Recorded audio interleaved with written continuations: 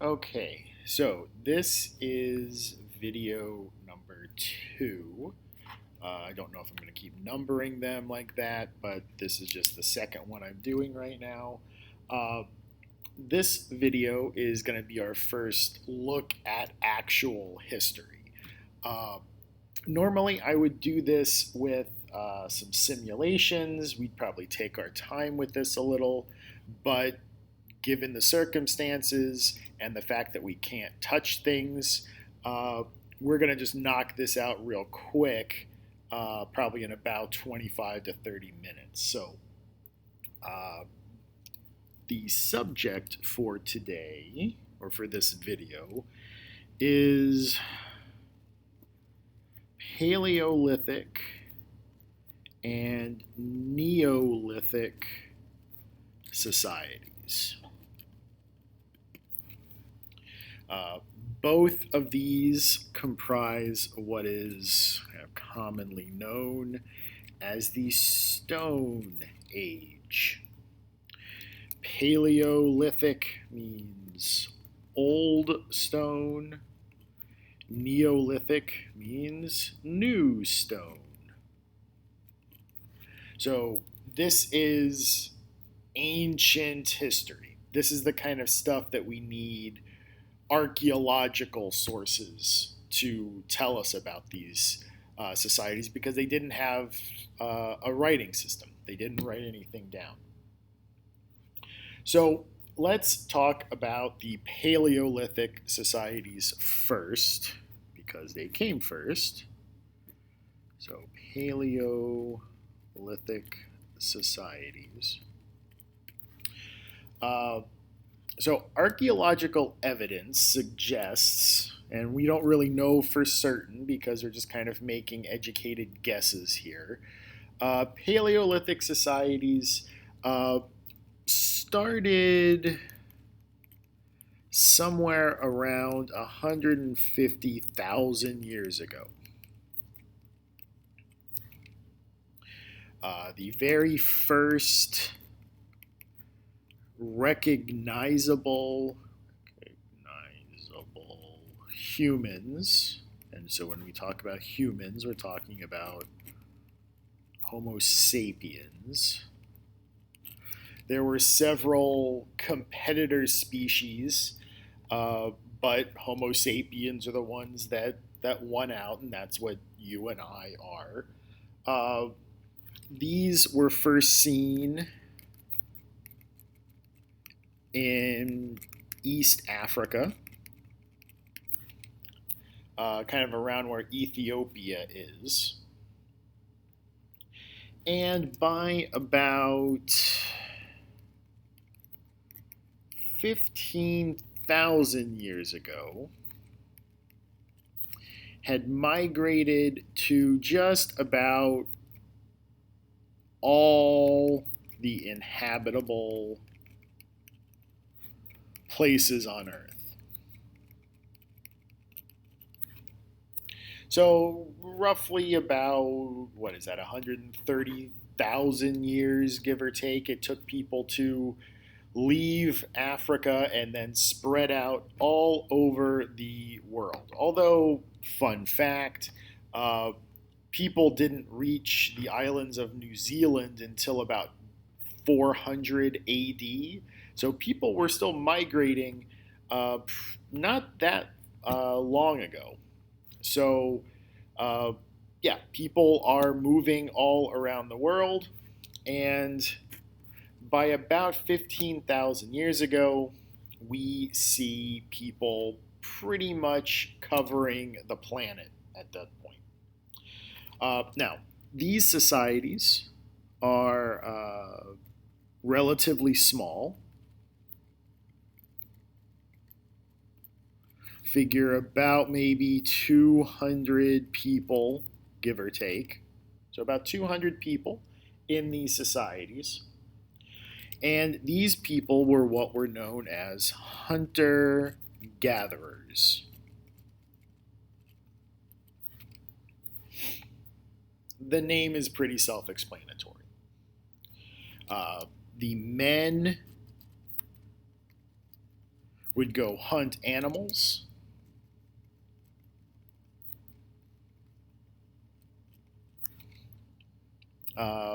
Using, crude weapons, spears, slings. They were sometimes aided by domesticated wolves who would become our dogs. But the men went out and hunted animals. And the women gathered, I'll just call them gatherables. Fruit, vegetables, roots, nuts, seeds, anything that you can find and eat, the women would gather. And by working together, the men who would bring in meat and the women who would bring in gatherable food survived. They had enough food to eat. And what's really interesting about these societies is that men and women were equal. They were seen as equals in the society. Both were necessary to the survival of the group.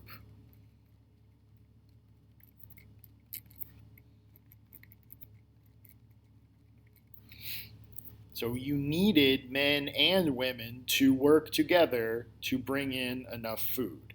In fact, the women were the better providers.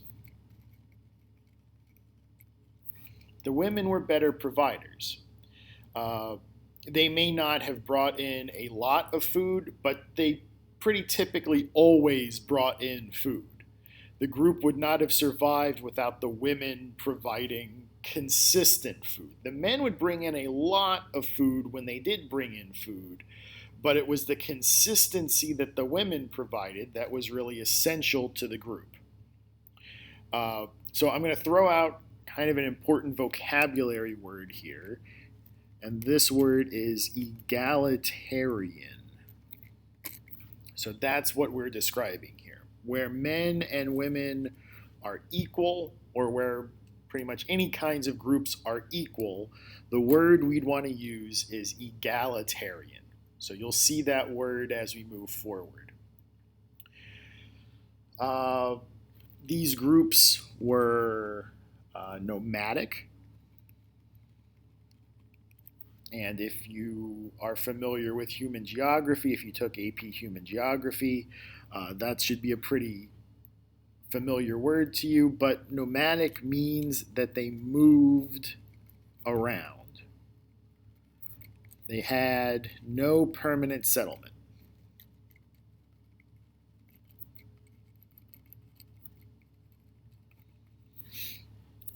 So they moved around. They had no permanent settlements. And they moved around kind of following the animals or the seasons. So they'd follow the animals, looking for animals to hunt, or they would go and follow the seasons so that they knew when certain foods would be available in certain places. So they would follow the animals or the seasons, and that's how they would collect their food. One last thing we'll say about these societies is that it is a kind of precarious situation. Living like this is not especially stable. Mostly because nature is unpredictable. Nature,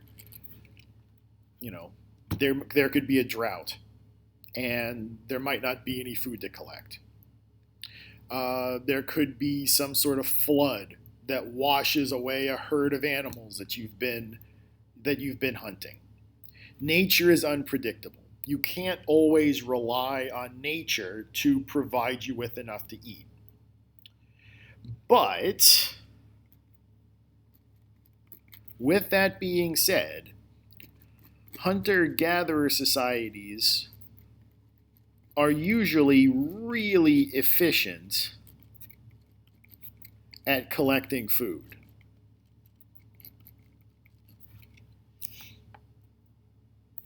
Usually, and this, when I say usually, this is what anthropologists and those who study these kinds of archaeological sources, what they've come to say is that these people usually spent about 5 hours a day collecting food, and the rest of the time, so the rest of their day was spent on leisure activities. So they really had a 5-day or a 5-hour workday. And then the rest of the day they spent eating or, doing other kinds of leisure activities, cooking, raising children, arts and crafts, storytelling. I don't want you to think of these people as, quote unquote cavemen, because they weren't. They had nuanced, rich lives.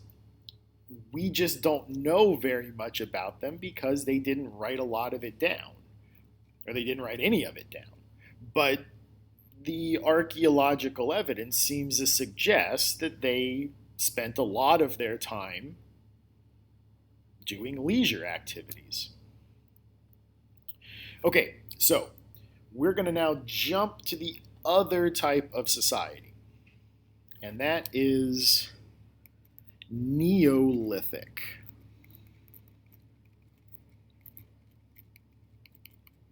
So Neolithic societies. Now, here we're going to take a pretty significant time jump. So we're going from about, the range of 150,000 years ago to about 15,000 years ago. We're going to jump ahead quite a bit. So we're going to say now about 6,000 years ago. So just to kind of give us a rough date, we'll just say 4,000 BCE. Now, BCE is a term we'll see for a little while. BCE means before the Common Era. This replaces the old BC AD dichotomy we usually used for dates. BCE and CE mean the exact same thing, except these two are based on a Christian calendar that not everyone uses. So before Common Era is just a way of saying the same thing without relying on a Christian calendar that doesn't necessarily make sense to non-Christians. So we're going to use this term instead. So about 6,000 years ago, or 4,000 BCE, just to give us a nice round number for that, humans learned enough about the natural world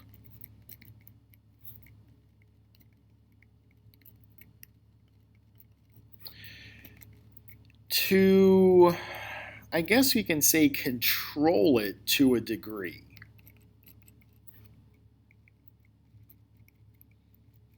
So humans learned enough about the natural world to control the natural world to a degree such that they could create their own food.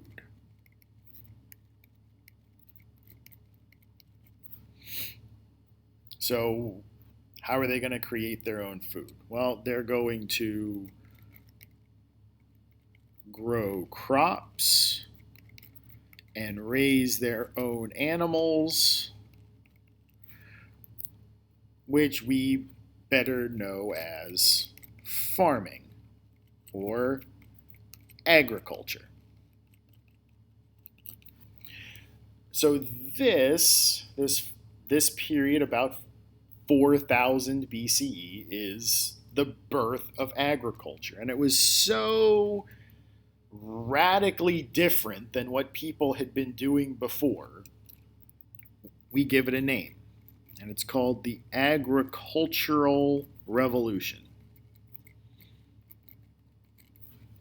It was so different from what people had been doing before that it completely changed the world.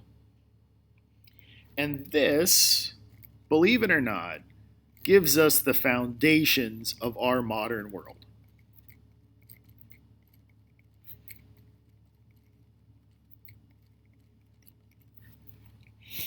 So the world we live in right now in the year 2020 starts right here. And I'll show you how right now.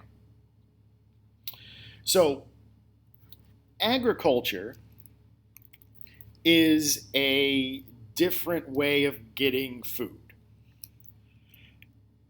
Agriculture requires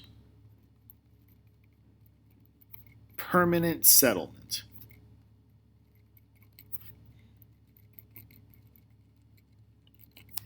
Agriculture requires permanent settlement.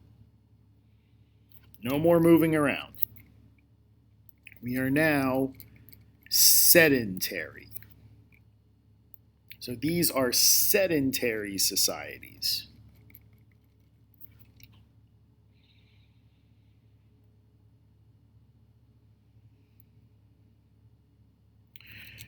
Agriculture also requires a lot more work. If before we were working for about 5 hours a day, now we're going to be working for 8 to 12 hours a day. This requires permanent settlement. It requires a lot more work. But what farming does give us, the trade-off, since we're not moving around anymore and we're working a lot more, the payoff for doing this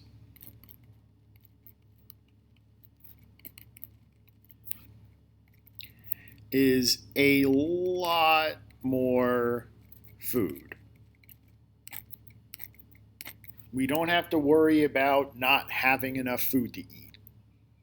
If before nature was unpredictable, we have learned how to make nature predictable. And that gives us a lot more food.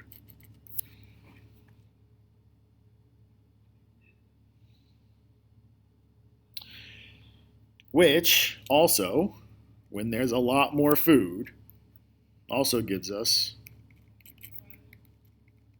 a lot more people.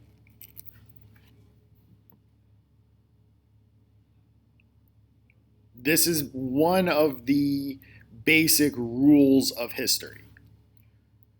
When you have a lot of food, you're going to have more people. And the opposite is true. When you have a little bit of food, you will have a little bit of people. And if the change is sudden, this change in the number of people is also going to be sudden. We'll talk more about that as we move forward through the course. Now, there are a couple of other repercussions of shifting to agriculture. It requires permanent settlement. It requires a lot more work, meaning that there's also less leisure time. That's probably important. This is also strenuous work. This is work that requires strength and endurance, which means that most of this work is done by men. This is not to say that every man is stronger than every woman, but generally speaking, men are stronger than women and have more endurance. And that's what agriculture requires. Now, because this work is done by men, men now are viewed more highly in society because they provide the food.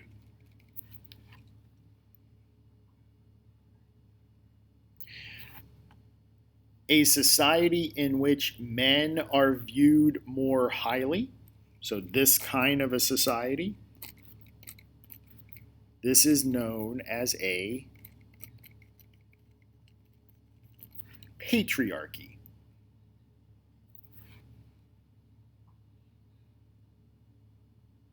So this is known as a patriarchy.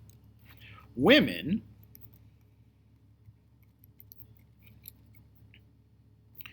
typically now raise the children. They took care of the household duties. Maybe they had some smaller, less important jobs.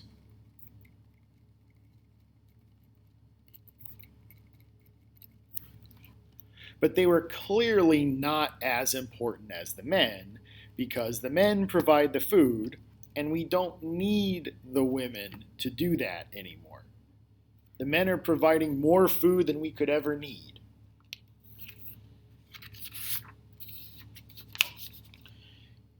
And in fact, that brings us to another attribute of Neolithic societies. Because we now have more food than we need,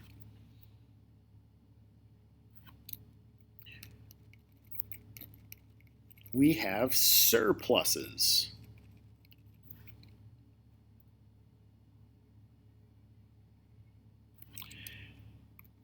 And having more than you need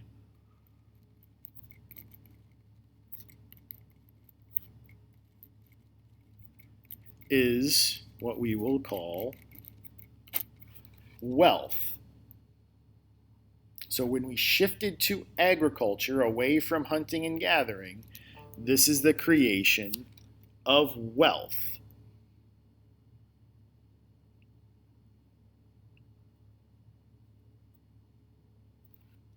One last attribute of agricultural societies, these sedentary Neolithic societies, is that because we have more food than we can eat,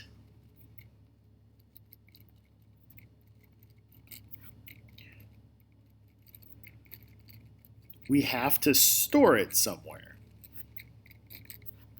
So we have to store this food. We can't just eat what we have every day. There's too much to eat. So we have to figure out storage methods.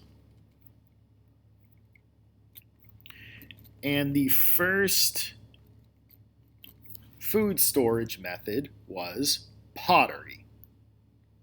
So we need people to make pots.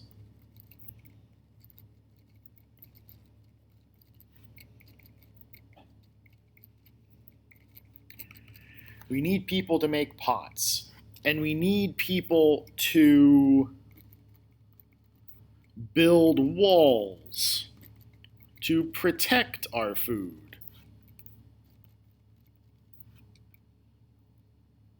And we need people to make tools to farm and make pots and walls and weapons and all that kind of stuff. So we need people to now do jobs other than producing food. So now we've got all these people who are doing jobs other than making food. We call this specialization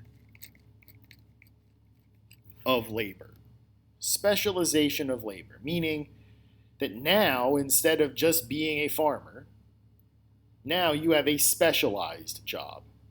You make pots, you build walls, you make bricks to put in the wall, you make tools. Eventually, we're going to make tools out of metal, not stone, which takes us out of the Stone Age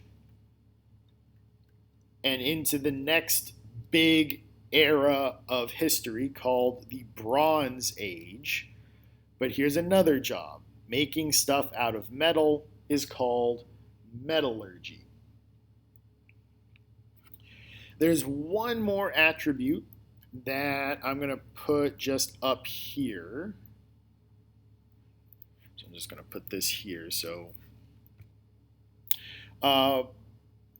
this is the last thing we'll say about these two different types of societies.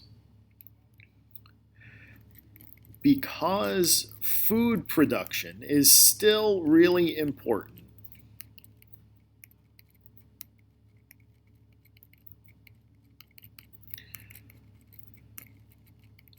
the people who own land, because that's where the food is made,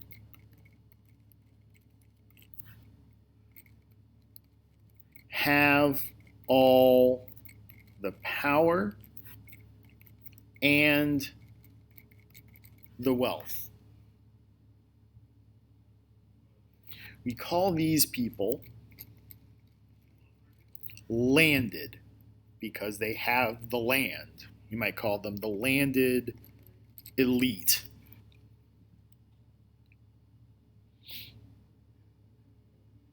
So let's recap for a second.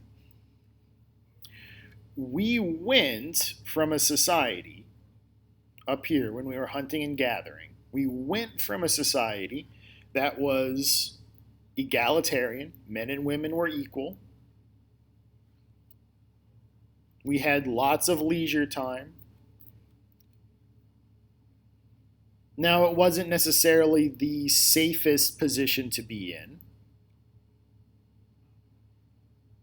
but we had equality and we had lots of time to practice skills and hobbies and whatever you like.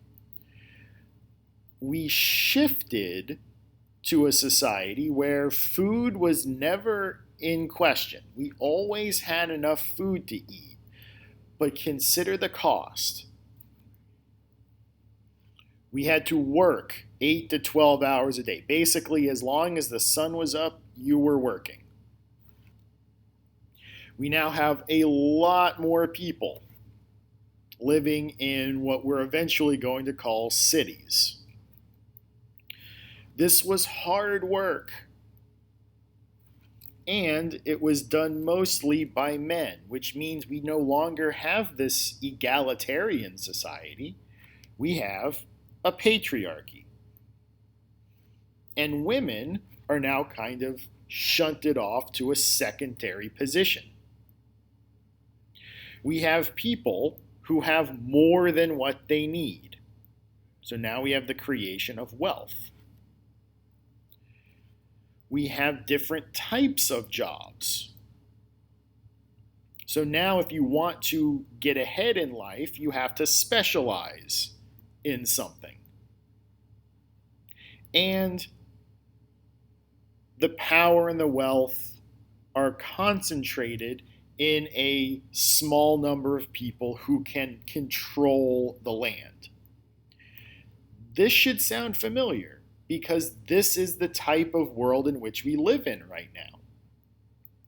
And if you think about how hard it is to make changes to our society, if you want to make changes to our society, keep in mind we've been living in this kind of society for about 6,000 years, and those things do not change easily. So I'm going to stop there. We'll pick this up with video number 3. So this is Mr. Nissen signing off.